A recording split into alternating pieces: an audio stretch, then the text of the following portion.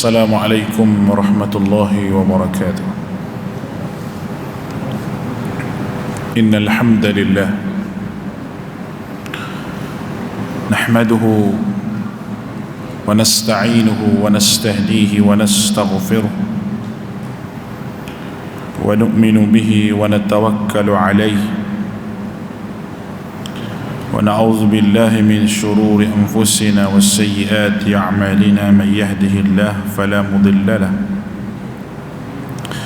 ومن يضلل فلا هادي له. أشهد أن لا إله إلا الله وحده لا شريك له وأشهد أن محمدا عبده ورسوله. اللهم صل على محمد وعلى آله وأصحابه ومن تبعهم بإحسان إلى يوم الدين. قالوا سبحانك لا علم لنا إلا ما علمتنا إنك أنت العليم الحكيم. ولا حول ولا قوة إلا بالله العلي العظيم. ربنا زدنا علما وارزقنا فهما. اللهم فقهنا في الدين وعلمنا التأويل واهدنا إلى سواء السبيل. اللهم ارفع عنا البلاء والوباء والربا وسوء الفتن ما ظهر منها وما بطن. اللهم أرنا فيهم يوما أسودا. اللهم اشف مرضانا وجرحانا وارحم موتانا برحمتك يا أرحم الراحمين. قال رب اشرح لي صدري ويسر لي أمري واحلل عقدة من لساني يفقهوا قولي. رب يسر ولا تعسر وبتمم بالخير. Alhamdulillah, bersyukur kita ke hadrat Allah Subhanahu wa taala dengan limpah kurniaan nikmat daripada Allah Azza wa Jalla, kita dapat bersama-sama lagi pada malam ini bagi meneruskan lagi kitab kita berkenaan dengan hubbun nabi wa alamatuha, cinta nabi dan ciri-ciri orang yang cinta kepada Nabi sallallahu alaihi wasallam. Pada malam ini kita bicara berkenaan dengan muka surat yang ke-24, iaitu Al-Alamatul Ula, alamat yang pertama ataupun ciri yang pertama. Bersungguh-sungguhnya ingin melihat dan menemani Nabi sallallahu alaihi wasallam hinggakan kehilangan kedua peluang tersebut terasa lebih berat berbanding kehilangan apa-apa sahaja di dunia ini. Maka dia bawa mari beberapa kisah yang menarik. Terdapat kisah para sahabat Nabi sallallahu alaihi wasallam yang boleh kita ambil pada malam ini, dan terdapat beberapa tambahan lagi berkenaan dengan sahabat-sahabat yang disebutkan dalam riwayat ni. Dan tambahan-tambahan tersebut akan saya listkan dan kita buat photostat supaya tuan-tuan dapat lagi ilmu. Malam ni kita syarah dulu. Muka surat yang ke-24, sudah sedia maklum bahawa impian tertinggi seseorang dan puncak kesukaannya adalah apabila dapat melihat dan menemani orang yang dicintainya. Sesiapa yang mencintai Nabi sallallahu alaihi wasallam pasti akan merasa rindu untuk melihat wajah baginda, bersahabat dengan baginda. serta bersungguh-sungguh mahu menemani baginda di dunia dan di akhirat. Dia sentiasa tertunggu-tunggu dan dia sentiasa tertunggu-tunggu saat kebahagiaan tersebut dengan penuh kerinduan dan tumpuan. Andai ditakdirkan dia harus membuat pilihan antara perkara tersebut dan segala nikmat dunia, nescaya dia akan memilih perkara tersebut. Perkara mana ni? Perkara nak menemani Nabi SAW. Dia merasa gembira jika diberikan kemuliaan memandang wajah yang bercahaya. Dia berasa seronok apabila berpeluang menjadi sahabat baginda. Sebaliknya, dia berasa sedih kerana takut terhalang daripada memandang wajah baginda dan bersahabat dengan baginda. Berpisah dengan baginda pula membuatkannya menangis pilu. Untuk menjelaskan perkara di atas, berikut saya bawakan beberapa situasi menarik yang berlaku kepada golongan yang setuluh ikhlas mencintai baginda Nabi sallallahu alaihi wasallam. Baik. Orang yang mencintai seseorang ni, dia akan rasa bahawa segala tumpuan kasih sayang dia kepada orang yang dicintai. Kita telah sebut sebelum daripada ini, mencintai Nabi sallallahu alaihi wasallam lebih daripada itu lagi. Malahan mendapat pahala yang besar daripada Allah Taala kerana ada hubbun Nabi sallallahu alaihi wasallam. Dia kata, andai kata seorang itu diberi pilihan sama ada untuk bersama dengan Nabi sallallahu alaihi wasallam ataupun bersama dengan perkara lain, maka dia akan memilih untuk bersama dengan Nabi sallallahu alaihi wasallam. Dan bagaimana generasi yang akan disebutkan sebentar lagi, mereka tak sanggup nak berpisah dengan Nabi.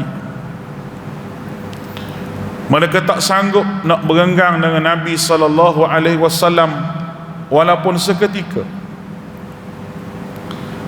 dan menyebabkan kerinduan dan kecintaan kepada Nabi yang ada pada jiwa mereka tidak dapat dipadam sama sekali. Kerana itulah kerinduan yang hakiki yang diletakkan oleh Allah dalam jiwa para sahabat. Allahu Akbar. Mulianya sahabat ni, mulianya dia. Kalau kita letak pada kita, kita menangis di atas perginya orang yang kita kasih, orang yang kita sayang. Sampai bila kita nak menangis bila kita tanya begitu? Orang yang kita kasih, orang yang kita sayang ni ada ganti dan ada teman yang akan duduk di tempat orang yang kita sayang. Tapi bagi sahabat Nabi sallallahu alaihi wasallam, tidak ada tempat yang boleh duduk di tempat Nabi sallallahu alaihi wasallam. Kerana kasih sayang kepada Nabi adalah syariat Allah. Kalau lepas daripada itu pun khalifah-khalifah yang memerintah, sahabat sayang juga,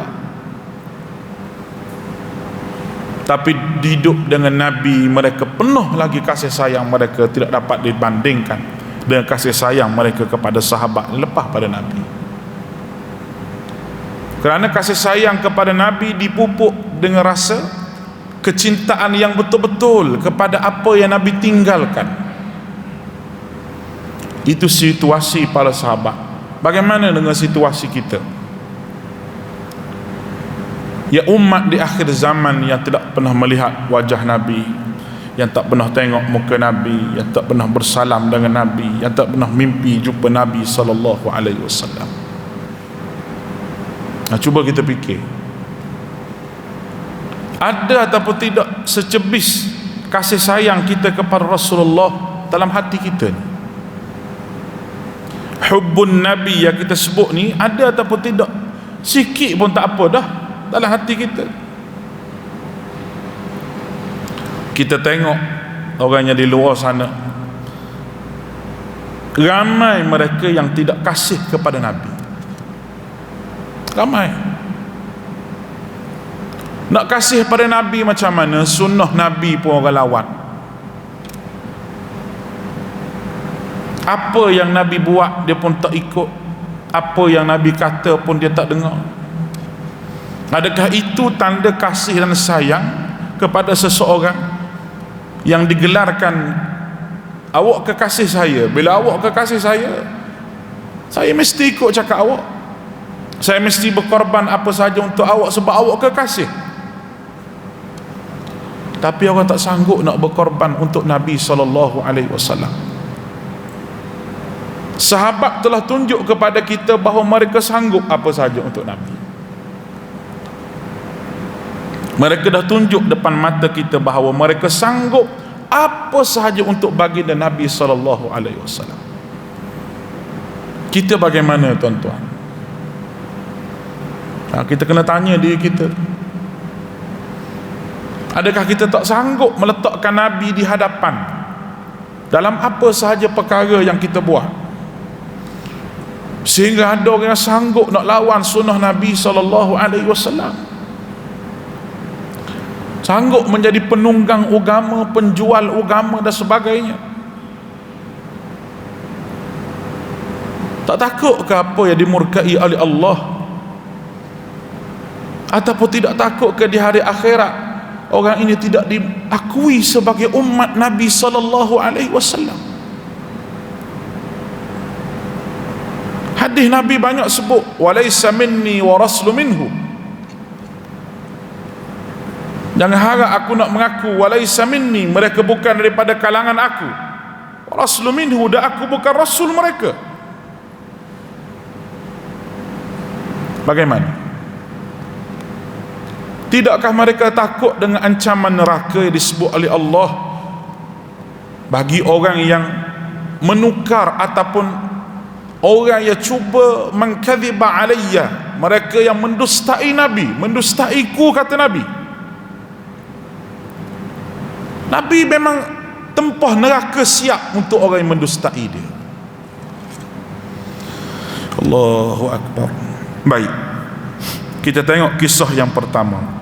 Baka as-siddiq, baka'u as-siddiq farhan inda idrakis sahabat fil hijrah.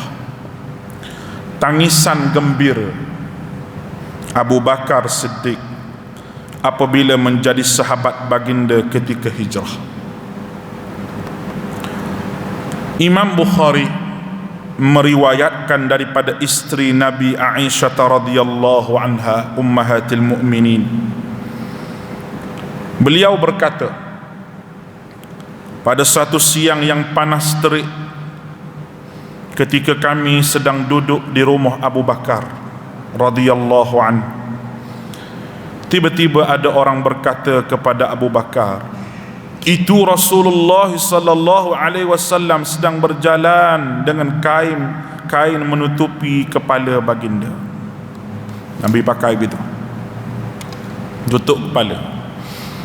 Biasanya baginda tidak datang pada waktu sebegini, waktu yang begitu panas, tengah hari. Abu Bakar berkata, ibu bapaku tebusan buat dirinya, demi Allah baginda tidak akan datang pada waktu begini melainkan ada perintah wahyu daripada Allah.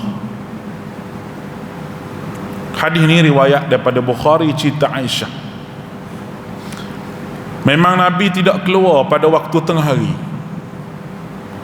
Musim ni musim panas yang terik, bukan panas main-main tuan-tuan, panas Perlis ni kira okey lagi lah, walaupun negeri Perlis ni ada satu kawasan yang memang kawasan terpanas. Nah, tapi kalau orang biasa pergi ke Mekah, kalau betul-betul musim panas, saya ni biasa pergi ke Mekah, musim panas sangat memang saya tak pergi semayang. Panas sangat, dan saya ni memang tak boleh tahan dengan panas, cepat nak pitam. Jadi kita semayang dia itulah. Kalau hotel Safwah tu dia tempat semayang, dia boleh berimamkan dengan imam Masjidil Haram, ada musalla dia. Nak bagi tahu panas, kita keluar hotel tu habur dia punya panas, Tuhan saja yang tahu. Tengah panas begitu, Nabi mari datang ke rumah Abu Bakar dalam keadaan menutup kepalanya. Menutup kepala gitu macam orang Arab pakai tu, dia tutup kepala. Dan Abu Bakar kata, dia kata Nabi tak keluar waktu panas begini kecuali ada wahyu daripada Allah Azza wa Jalla. Aisyah berkata, Rasulullah sallallahu alaihi wasallam sampai dan meminta izin untuk masuk. Sampai minta izin untuk masuk. Ini akhlak Nabi. Dan Nabi ajar akhlak itu kepada orang apabila mari rumah orang, datang rumah orang. Menerusi firman Allah Ta'ala, ya ayyuhalladzina amanu la tadkhulu buyutan ghaira buyutikum hatta tasta'nisu wa tusallimu ala ahliha. Hatta tasta'nisu wa tusallimu ala ahliha. Wahai orang beriman, jangan kamu masuk rumah orang lain melainkan rumah kamu. Rumah kita sendiri tak apa, tak beri salam pun, tapi molek beri salam. Tapi kalau tak beri salam rumah kita sendiri tak apa, rumah orang lain beri salam, minta izin, boleh masuk, Assalamualaikum, boleh faham ni? 3 kali dia beri salam. Kalau kawan kita tu baik dengan kita, tak, dan kita bagi salam, dia bagi salam dulu, tunggu depan rumah. Tapi kalau hak mari tu minta hutang, 10 kali beri salam pun tak keluar.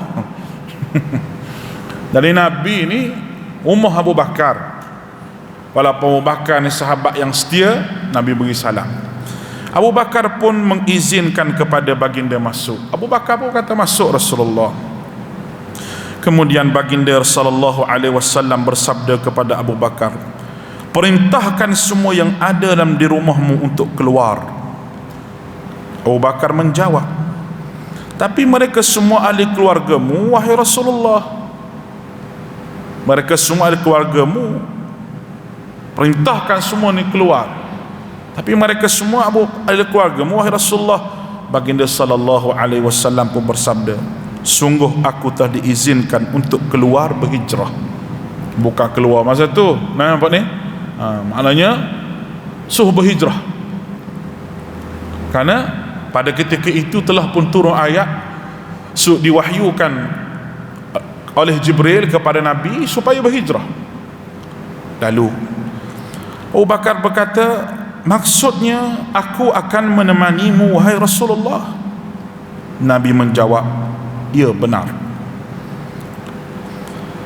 Bukannya Abu Bakar radhiyallahu anhu tidak tahu risiko ketakutan dan bahaya yang bakal dihadapi ketika hijrah. Namun perkara tersebut sedikit pun tidak memberi kesan dan mengurangkan keinginannya untuk menemani Nabi sallallahu alaihi wasallam.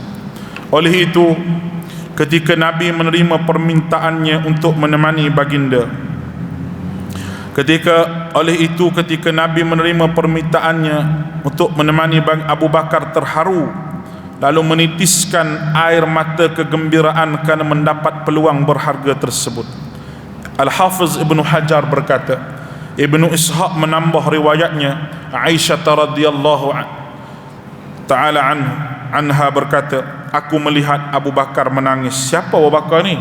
Ayah dia, ayah Aisyah. Aku melihat Abu Bakar menangis, sedangkan aku tidak terfikir akan ada yang menangis kegembiraan kerana hal tersebut. Baik, yang pertama dia bawa cerita Abu Bakar. Kenapa Rasulullah SAW pergi ajak Abu Bakar? Yang pertama kerana perintah Allah. Dalam riwayat yang lain mengatakan bahawa Abu Bakar tanya Nabi, adakah Allah sebut nama aku? Adakah Allah suruh aku menemani? Nabi kata, ya benar, Allah suruh. Allah menangis terharu dia, bukan menangis takut. Pada ketika itu Nabi menjadi sasaran untuk orang bunuh dia. Rancangan nak bunuh Nabi ini diberitahu oleh Allah sendiri. Cuba tuan-tuan bayang. Tapi cara Allah Ta'ala bagi tahu tu bukan nak menakutkan Nabi, tapi Allah Ta'ala nak suruh Nabi serahkan peristiwa hijrah yang Nabi akan lalui ini kepada dia. Firman Allah, wa idh yamkuru bikal ladzina kafaru liyuthbituk aw yakhrujuk aw yaqtuluk wa yamkuruna wa yamkurallah wallahu khairul makirin. Wa idh yamkuru bik, ketika mana mereka bermusyawarah mengadakan cadangan, wahai Muhammad, Allah Ta'ala dedahkan keputusan rasmi musyawarah, yang mana puak-puak Abu Jahal duduk musyawarah musyrikin Mekah pada ketika itu.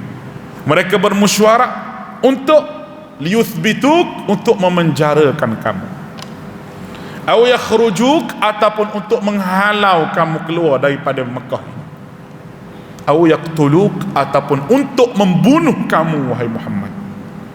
Tapi kamu kena ingat satu perkara, wa iz yamkuru bikal ladzina kafaru liyuthbituka aw yakhrujuka aw yaqtuluk wa yamkuruna wa yamkurullah. Mereka bermusyawarah nak tipu daya, tapi aku juga mempunyai tipu daya aku, iaitu aku juga mempunyai rancangan. Wallahu khairul makirin, dan perancangan aku sebaik-baik perancangan. Maknanya Nabi disuruh oleh Allah Subhanahu wa ta'ala pergi berjumpa dengan Abu Bakar, minta Abu Bakar menemani baginda dalam peristiwa hijrah, adalah aturan daripada Allah Azza wa Jalla. Ini yang menyebabkan menangisnya Abu Bakar radhiyallahu an dalam peristiwa ini. Kita letaklah kalau kita duduk di tempat Abu Bakar ini macam mana, betapa gembiranya hati, kerana diarah oleh Allah Subhanahu wa ta'ala, disebut oleh Allah Subhanahu wa ta'ala. Allahu Akbar. Saya tak boleh bayang bagaimana Abu Bakar ini. Baik, kita tambah sikit.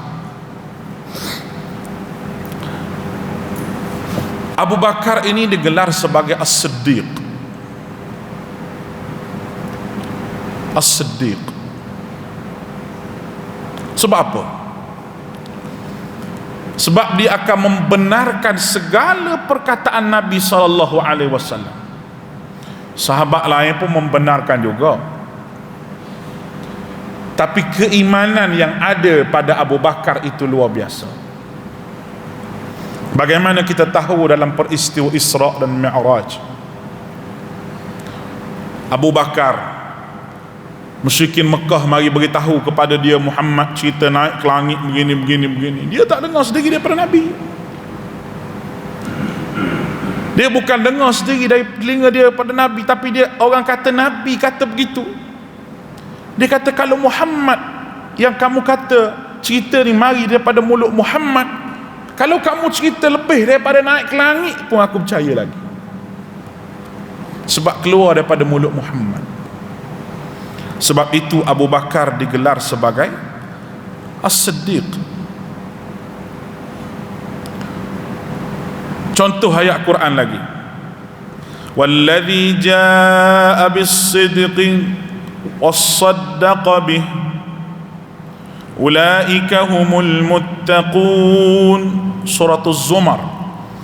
Dan orang yang membawa kebenaran Muhammad dan membenarkannya, mereka itulah orang yang bertakwa. Masyhur di kalangan ahli tafsir, yang dimaksudkan dengan membawa kebenaran adalah Rasulullah sallallahu alaihi wasallam, dan membenarkan kebenaran itu adalah Abu Bakar radhiyallahu anhu. Disebut oleh At-Tabari dengan sanadnya bersambung sampai kepada Ali radhiyallahu anhu. Itu Yang pertama, maknanya Abu Bakar dipuji oleh Allah. Hebat lagi, beberapa hal yang mulia terkumpul pada diri Abu Bakar. Kalau kita tengok, disebut daripada hadis yang sahih, Rasulullah SAW berkata kepada ramai para sahabatnya, man asbaha minkum yawma sa'iman. Pertama, siapa di antara kamu semua puasa pada hari ini? Qala Abu Bakrin radhiyallahu anhu, berkata Abu Bakar, saya. Nabi bertanya soalan yang kedua, siapa antara kamu yang mengiringi atau menghantarkan jenazah ke tempat kubur pada hari ini? Abu Bakar kata, saya. Tiga, Nabi tanya lagi, ada di antara kamu memberi makan kepada orang miskin pada hari ini? Abu Bakar jawab, saya. Empat, Nabi bertanya, ada di antara kamu menjenguk orang sakit pada hari ini? Abu Bakar kata, saya. Lalu Nabi SAW bersabda, tidaklah kebaikan itu berkumpul pada seseorang kecuali dia akan masuk syurga. Ini Nabi sebut. Berapa tu? Nabi kata, ada puasa hari ni? Abu Bakar kat tangan, dia puasa. Ada orang iring jenazah hari ni, hantar ke perkuburan, sembahyang, maknanya lepas tu hantar ke dapat 2 qiraat. Nah, saya Rasulullah. Nabi tanya lagi, siapa yang beri makan orang miskin hari ni, ada sedekah beri makan pada orang miskin? Saya Rasulullah.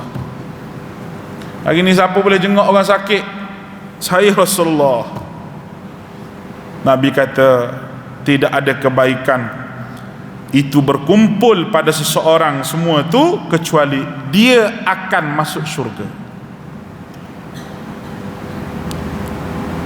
Tuan-tuan nak masuk syurga, Nabi sebut ni, buatlah puasa. Ada orang mati pergi sembahyang jenazah, iring sampai ke kubur, orang tak nampak pahala tu, pahala solat jenazah tu orang tak nampak. Nampak ni, dia kira orang tak jemput, orang tak jemput tak lagi solat jenazah, siapa dia ajar? Orang mati tu orang Siam ke orang Islam? Orang Islam mati dah, apa pergi? Solat masjid, solat ke rumah itu nombor 2. Iringi dia sampai ke kubur, Abu Bakar buat 2. Puasa, iring jenazah ke kubur, mari makan orang miskin. Pada hari yang sama, siapa dia hari ni beri makan orang miskin? Oh, kita pagi-pagi lagi beli nasi lemak dengan apa, bagi-bagi ke asnaf orang susah. Tak dapat syurga ni. Saya Rasulullah. Ziarah orang sakit, ada orang sakit hari ni kita ziarah, kita buat bagi makanan ke dia, menggembirakan hati dia dan sebagainya, doakan dia. Saya Rasulullah, Abu Bakar kata. Maka kebaikan-kebaikan dibuat oleh Abu Bakar tidak berkumpul semua kebaikan itu pada satu hari, melainkan dapat syurga kepada dia. Abu Bakar telah mendahului sahabat lain dalam perkara. Ya Allah. Nabi sebut lagi, Abu Daud meriwayatkan, berkata kepada Abu Bakar radhiyallahu, amma innaka ya Abu Bakar awwala man yadkhulul jannah min ummati. Adapun kamu sesungguhnya wahai Abu Bakar, orang yang pertama masuk surga daripada kalangan umat ini. Ya Rabbi, kita tak boleh bayang orang hina Abu Bakar bagaimana Syiah,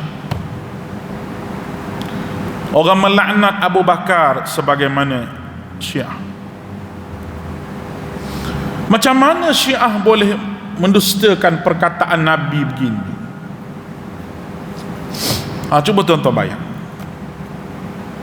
di kalangan umat Nabi, daripada zaman Nabi, para sahabat, sampailah kepada kita semua ni, umat Nabi kita ni.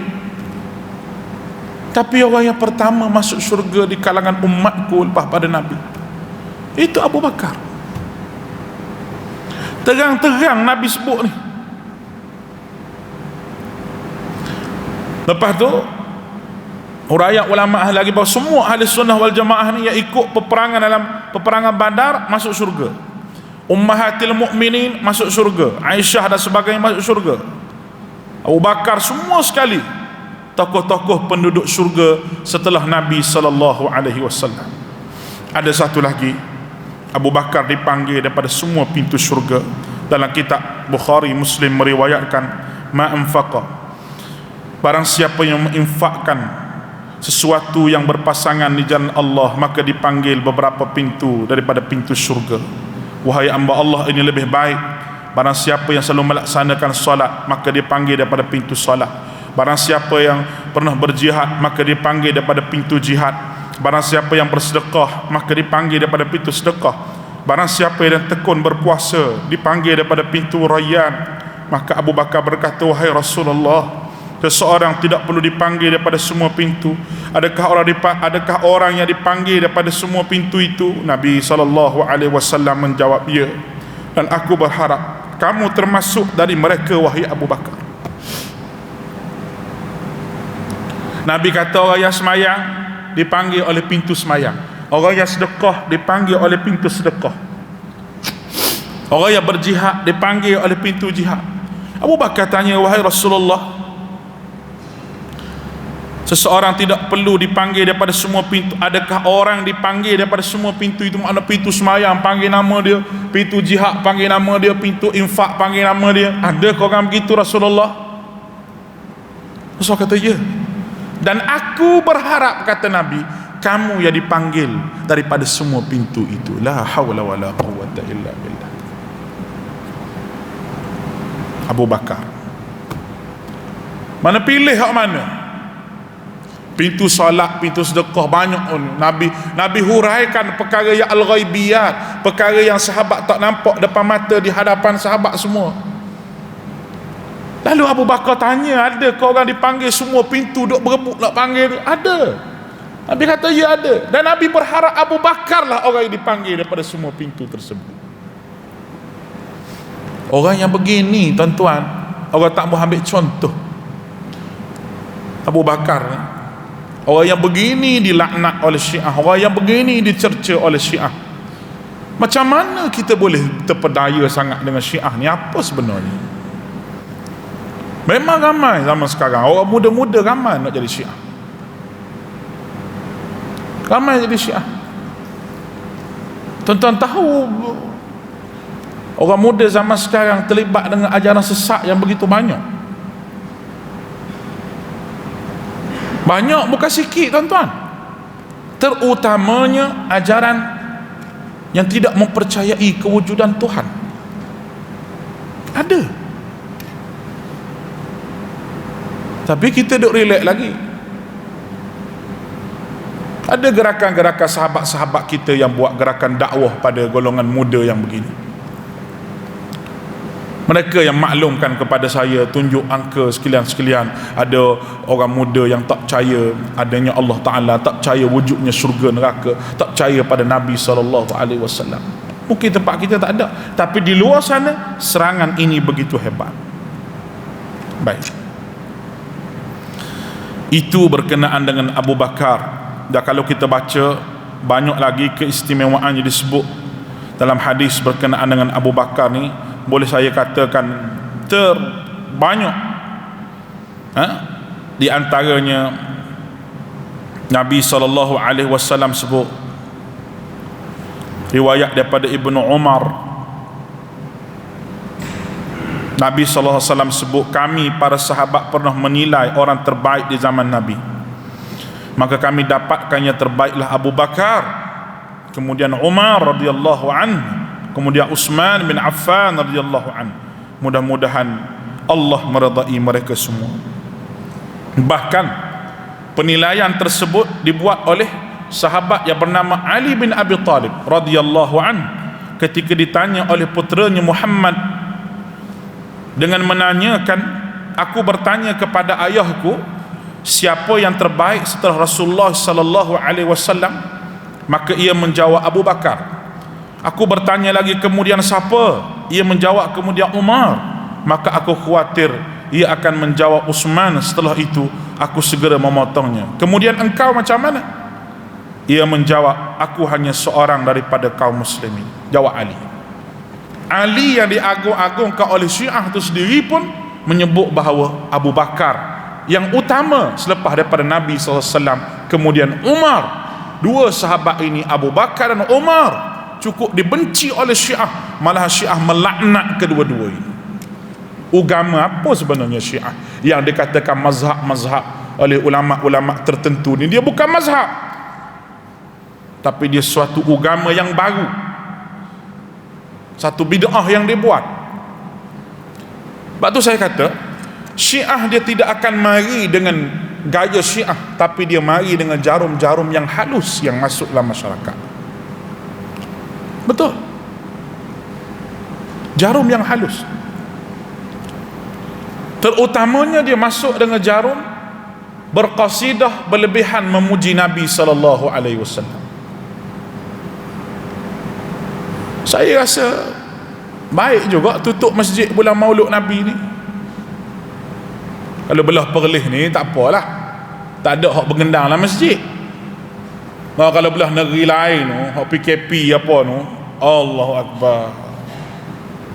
Sakan bulan Maulud ni memang ada panggil Tok Syekh tu, panggil Tok Syekh ni hak kata keturunan Nabi, lepas tu bergendang gonggang dalam masjid, mesti ada punya. Bukan daripada ajaran Nabi, bergendang dalam masjid, lepas tu baca qasidah yang memuji berlebihan Nabi sehingga meletakkan Nabi sama taraf dengan Allah Subhanahu wa taala. Itu adalah benda yang dibuat oleh Syiah sebenarnya, jarum halus yang disuntik oleh Syiah yang kita tak sedar. Kalau kita sebut begini mesti ada orang marah. Ya, nak marah tu nombor dua, tapi saya nak kata ini adalah benda yang dibawa oleh Syiah. Mengagungkan Nabi bukan tak salah mengagungkan Nabi, tapi meletakkan Nabi itu setaraf. Dia kata Nabi Sultanul Ghaibi, contoh, ketua segala yang gaib.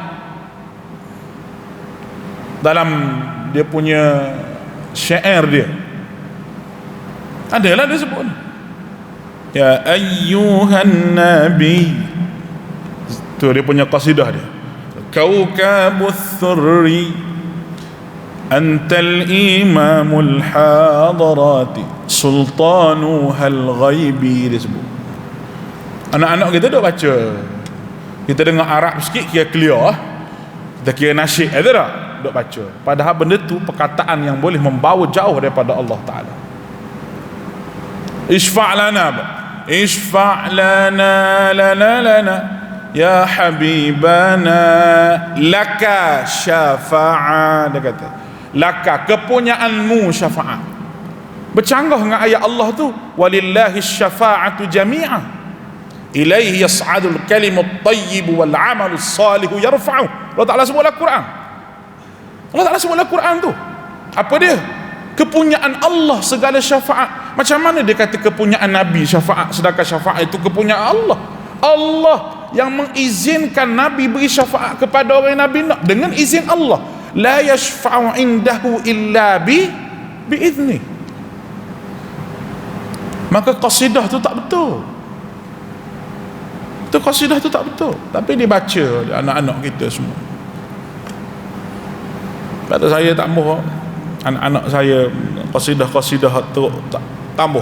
Kalau qasidah yang betul-betul puji Nabi ada, Mustafa Mustafa memba'u lis-safa sayyidul anbiya, ada tu orang panggil qasidah yang puji Nabi. Tala'al badru alaina min saniyatil wada wajaba syukru alaina mada'a lillahi da. Qasidah puji Nabi tak apa. Yang menjadi masalahnya qasidah duk mari bergendang dalam masjid, lepas tu duk mari puji Nabi benda yang kata ya hana ya hana. Waktu angkat tangan lambai mu lambai pada siapa? Bukan lambai saja tu, angkat tangan tu. Dengan keyakinan bahawa roh Nabi datang dalam majlis tu, sebab tu dia lambai tangan. Tak lambai pada siapa? Mu nak akad hai pada siapa lambai gitu. Dia kata Nabi mari dalam majlis dia. Allah. Jadi sahabat hak begitu sayang ke Nabi, hak begitu banyak kelebihan, tak ada satu berbuat macam dia buat. Tiba-tiba hari ni orang tu dia klaim bahawa dia sayang ke Nabi SAW, dia duk mari buat barang-barang lagu. Fikir sendiri lah. Semasa ada otak Tuhan bagi, fikir sendiri. Baik, kita baca satu lagi. Satu lagi berkenaan dengan Abu Bakar. Abu Bakar menjadi orang yang kedua selepas Nabi SAW. Kita cerita habis yang ni dulu. Satu hari, kejadian yang berlaku diceritakan hadis yang sahih, yang mana Rasulullah SAW menjamin syurga kepada Abu Bakar. Masa Rasulullah duduk berehat tu kan, dalam kebun tu, Rasulullah hulur kaki dia ke bawah, hulur kaki dan telaga, ada telaga besar macam kolam. Rasulullah hayungkan kaki dia. So duduk sini, ada seorang jaga pintu. Rasulullah pintu itu duk ketuk, pintu kebun dibuat, dianyam daun tamar, dipelepah-pelepah tamar. Jadi pintu tu tak nampak siapa dalam. Ada pagar di pagar kebun tersebut, ada pagar dia lah. Hak jaga pintu tu saya tak ingat dah sahabat nama apa. Lepas tu bila Rasulullah SAW duduk dalam tu, sahabat hak jaga pintu tu dia tak pergi ganggu Nabi. Dia tak kata pergi sibuk-sibuk duduk kat Nabi, tanya-tanya Nabi, tidak. Dia memahami bahawa Rasulullah nak berehat. Rasul letak kaki, dah hayung kaki. Tiba-tiba pintu kebun diketuk. Assalamualaikum. Jawab sahabat jaga pintu, Waalaikumsalam. Rasulullah ada di dalam? Ada. Nak jumpa Rasulullah. Siapa dia? Abu Bakar. Nanti nak tanya Rasulullah. Sahabat jaga pintu tu kita tanya Rasulullah. Dia kata, Rasulullah, Abu Bakar mari. Adakah kamu izin Rasulullah untuk dia masuk? Rasulullah kata, silakan masuk dan beri berita gembira bahawa aku nak bagi syurga pada dia. Rasulullah kata begitu. Allah. Sahabat yang jaga pintu ni tak ada nak kata, oh dia seorang manaci, kita nak juga lah. Sahabat bukan jenis gitu. Dia pun relax lagi. Abu Bakar, Rasulullah kata sila masuk, dan Rasulullah bagi berita gembira nak bagi syurga pada kamu. Masa Abu Bakar masuk tak ada kata tengok syurga, tak ada. Dia bukan jenis sahabat begitu. Abu Bakar duduk di sebelah kanan Nabi SAW. Duduk sebelah kanan Nabi, dihulurkan kaki sama dengan Nabi kita buat tadi. Allahu Akbar. Sahabat yang duduk jaga pintu tu, dia tak pergi curi-curi dengar mereka bercakap apa. Tak, dia pergi terus duduk kat pintu tu. Dia kata hari ni tak apa, jaga pintu tak apa, dia kata. Mari pintu, dia ketuk pintu dah agak kasar sikit. Gong gong gong gong. Siapa dia? Umar. Bila sebut Umar tu, penjaga pintu kata, nak apa? Cakap sikit suara dia lah. Sebab Umar dia orang yang gagah. Nak apa dia? Dia kata, Rasulullah ada dalam? Ada. Nak jumpa Rasulullah? Ya, nanti aku minta izin. Rasulullah kata sahabat tu, Abu Umar mari, adakah kamu izin? Silakan. Dan beritahu ke dia syurga buat dia. Masuk. Umar masuk, duduk sebelah kiri Nabi, pun dihulurkan kaki sama juga. Mari Uthman ibn Affan, dia ketuk pintu. Siapa dia? Uthman. Kawan tu kita tanya Nabi. Nabi jawab. Nabi kata, Waalaikumsalam. Suruh Uthman masuk, beritahu ke dia syurga buat dia, tetapi fitnah akan melanda pada diri dia. Nabi sebut gitu. Uthman bin Affan mari duduk di hadapan di antara tiga orang sahabat ini.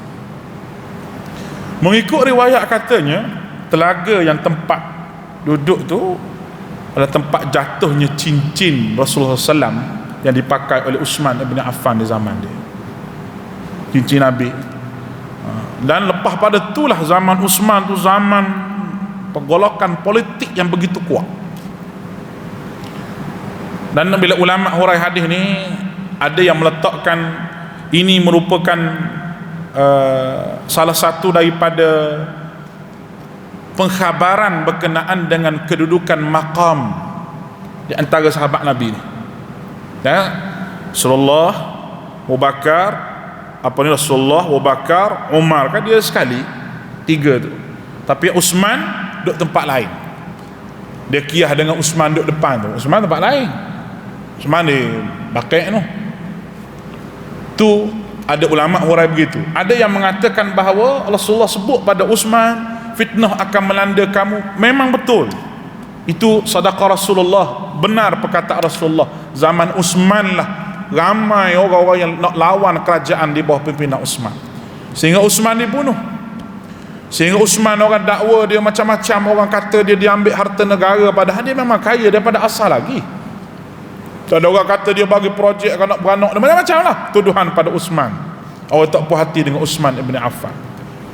Itu ada beberapa riwayat dan mengatakan bahawa cincin Nabi pun jatuh. Bermula daripada situlah pergolakan politik hari demi hari. Masuk zaman Sayyidina Ali, lagilah banyak. Zaman sahabat lepas daripada tu, lagilah banyak pergolakan politik. Sampai ke hari ini tak habis pergolakan politik umat Islam. Kau nampak tu? Ini merupakan fitnah yang besar yang Allah Ta'ala bui kepada kita semua. Baik, untuk akhirnya, Abu Bakar orang yang paling dicintai oleh Nabi SAW. Kisah yang kedua, kegembiraan orang Ansar tu kita baca sekali lagi. Abu Bakar dicintai. Hadisnya mana?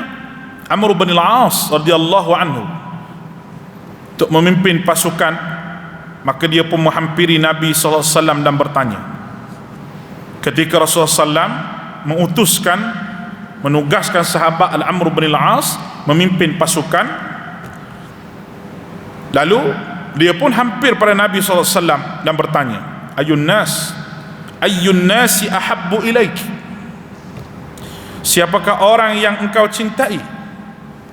Beliau menjawab, Aisyah. Kata Nabi, aku bertanya, maksudku dari kaum lelaki lah, dari kaum lelaki. Nabi jawab, ayahnya Abu Bakar. Aku bertanya lagi, kemudian siapa? Nabi jawab, Umar bin Khattab. Kemudian beliau bersabda menyebut beberapa orang yang dicintainya. Ada beberapa orang lagi Nabi sebut. Amr tanya dia, siapa hak mau paling sayang?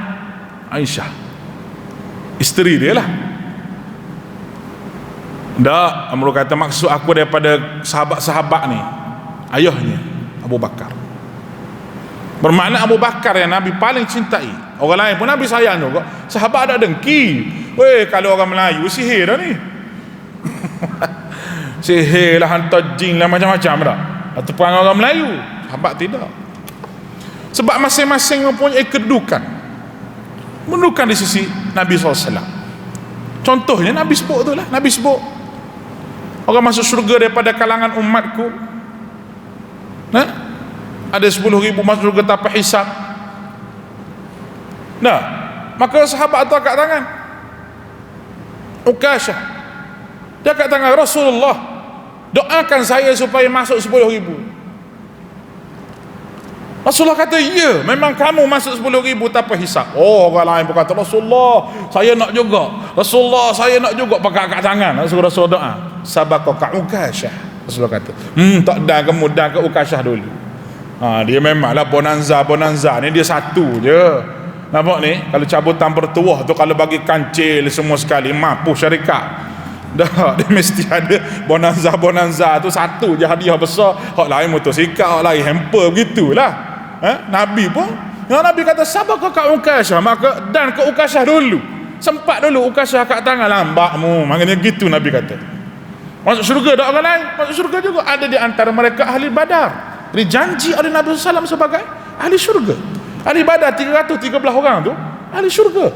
Nabi kata, mau buat apa yang kamu nak buat? Sebab Allah Ta'ala janji syurga kepada kamu. La hawla wa la quwata illa billah. Tapi kan, sahabat ni janji ahli syurga pun tetap berada dalam keadaan beramal untuk Allah Subhanahu wa taala. Wallahu alam. Insya-Allah kita sambung kisah yang kedua pada kuliah kita sekali lagi, itu kegembiraan orang Ansar ketika ketibaan baginda di Madinah. Kita boleh tengok bagaimana gembiranya, sayangnya orang Ansar kepada Nabi sallallahu alaihi wasallam. Aqulu qawli hadza wa astaghfirullahal azim li wa lakum wa ufawwidu amri ila Allah. Innallaha basirun bil ibad. Assalamualaikum warahmatullahi wabarakatuh.